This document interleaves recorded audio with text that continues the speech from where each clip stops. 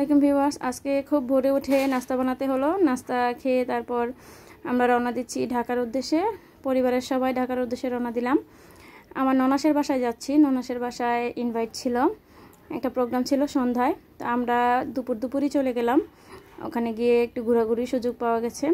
তো এই যে ননাসের বাসা, খুব সুন্দর করে ডেকোরেশন করেছে আমার ননাসের মেয়ে। এটা হচ্ছে কফি স্টোর ছিল।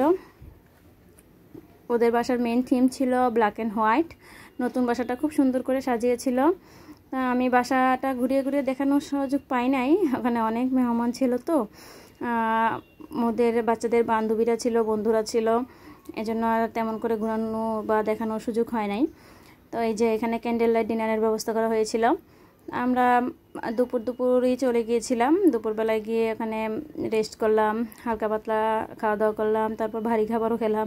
তারপর সন্ধ্যা হয়ে এসেছে, এখন আমরা নিচে চলে আসলাম কমিউনিটি সেন্টারে এসে খাওয়া দাওয়ার পালা। তো এখন খেতে চাইছিলাম না, কারণ একদম পেট ফুল ছিল, সারাক্ষণই খাওয়া দাওয়ার উপরেই ছিলাম। তো আমার নানাস বলতেছিল একটু খেয়ে নাও, চলে তো যাবা, না খেয়ে কীভাবে যাবা, একটু খাও।